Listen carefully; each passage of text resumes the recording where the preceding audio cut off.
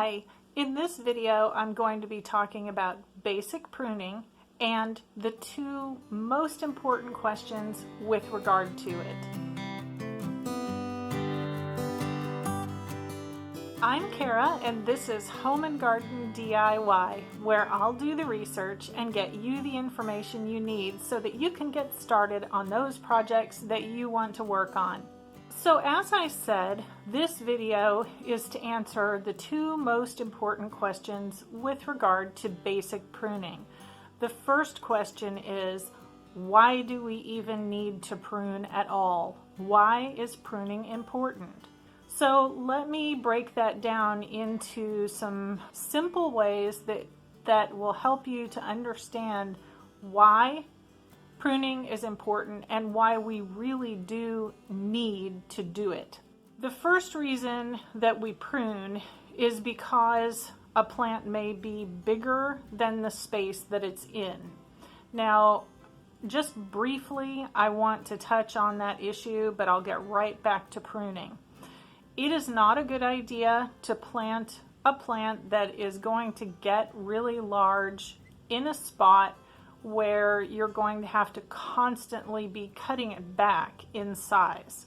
So let me just say that as a caveat right up front and caution you, if you're thinking about putting a big plant in a fairly small place, probably you should rethink that. So back to pruning. We prune plants because they've gotten too large. The other reason we prune plants is because we want to encourage more blooms on them. If a plant has gone through its very first bloom flush, a first round of blooms over the entire plant, and those blooms have dried up and they're curled and they're no longer pretty, that foliage and that dead matter should be removed from that plant. The third reason to prune is because there's something dead or something that's damaged, or like I said just a moment ago, something that was a good part of the plant that has just dried up because it is finished blooming or it's finished with putting on seed pods or whatever it is that the plant is doing. So that is our answer to question number one. Why do we prune?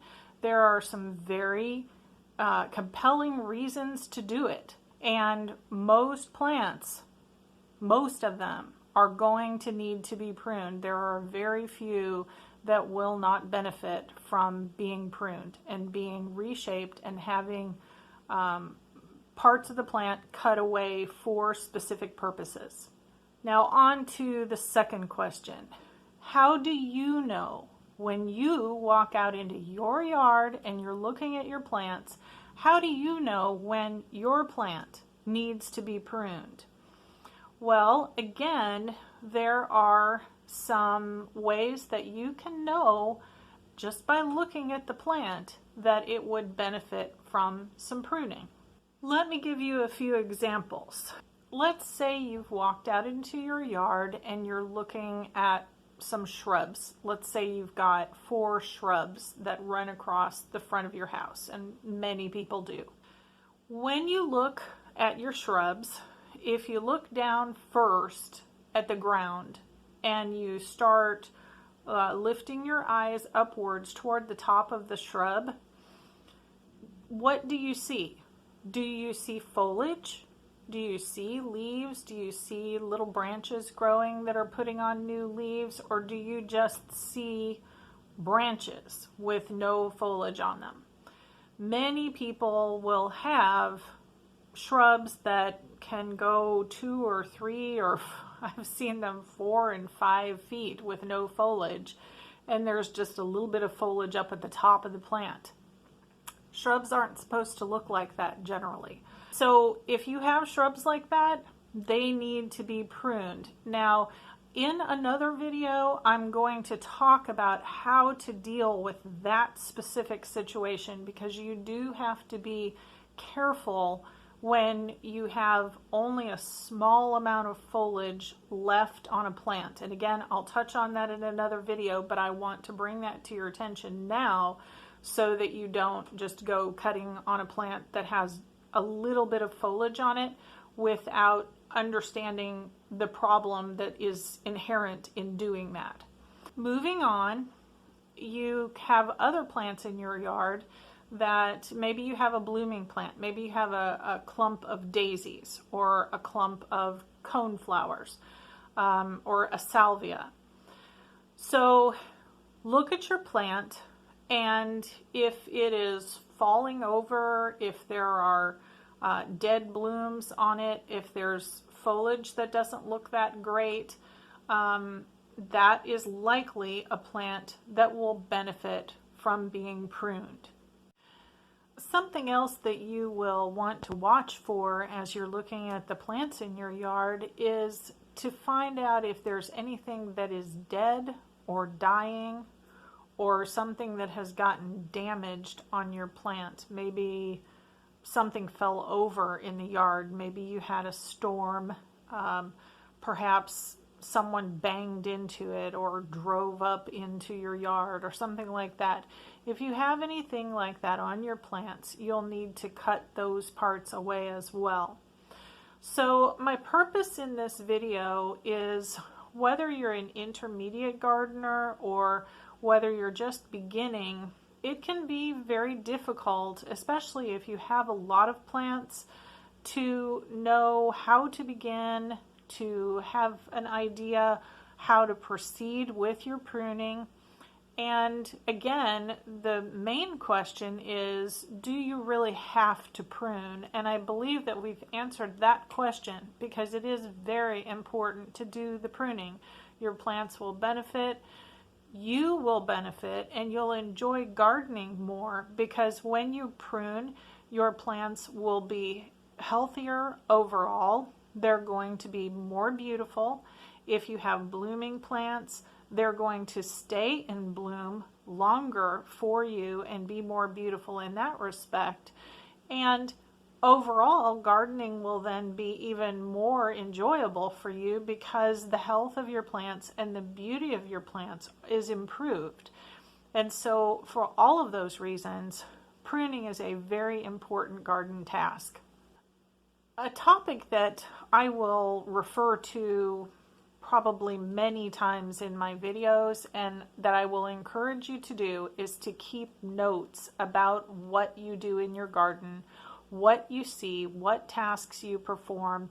And this doesn't have to be anything complicated. You can use a loose leaf notebook, a spiral notebook. You could take pictures if you wanted to do it that way. The main point is that you want to keep notes and keep track of what you've done and what you've seen as you're out in your garden working. Some important things that you would want to note is things like, what was the weather like? Did we get 4 or 5 or 6 days of rain in a row?